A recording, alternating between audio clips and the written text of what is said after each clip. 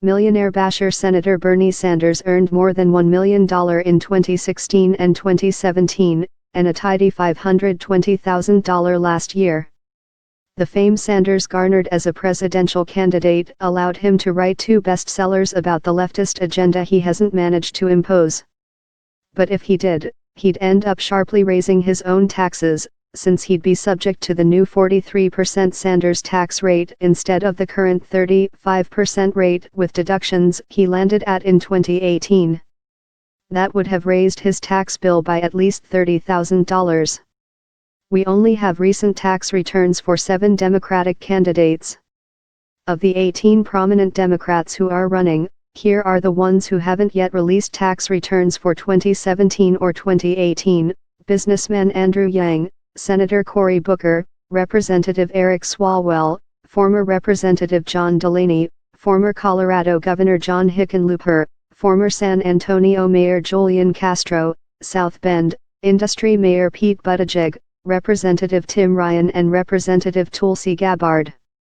Releasing tax returns is essentially a requirement for Democrat candidates at this point, especially since the House of Representatives could end up suing President Trump to get 6 years of his returns. So let's assume all the Democrats will do it.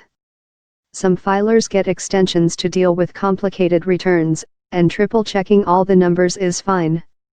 But any Dems who haven't released returns by the fall will be suspect. Joe Biden might have a Hillary Clinton problem.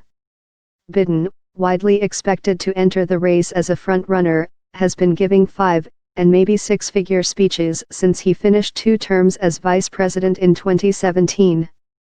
There's nothing wrong with that, except it could turn off voters if Biden seems to be living the high life while pretending to be ordinary Joe.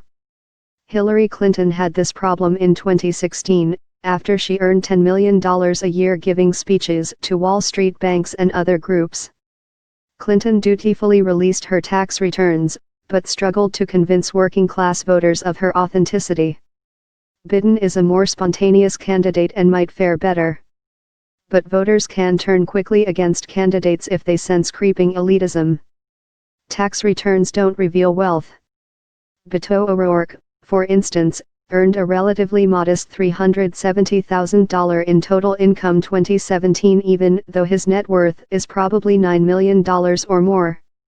O'Rourke inherited some wealth and married into more, with a father-in-law who may be worth $500 million. The wealthiest Democrat in the race could turn out to be former Maryland Representative John Delaney, who founded and ran 2 successful financial firms before running for Congress in 2012. Financial disclosure forms suggest his net worth could be as high as $370 million, according to the Center for Responsive Politics. The looming billionaire. If former Starbucks CEO Howard Schultz decides to run, he'll be the richest candidate in the race, with a net worth of more than $4 billion, about $1.4 billion more than Trump. Schultz says he'll run as an independent if he enters the race, even though he's been a lifelong Democrat. He also says he'll release his tax returns, which could overshadow every other candidate's meager earnings and put Trump in a worse light for refusing to release his.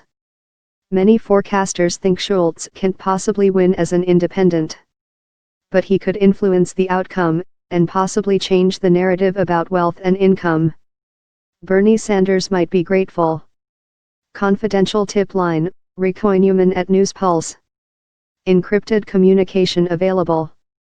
Click here to get Rick's stories by email.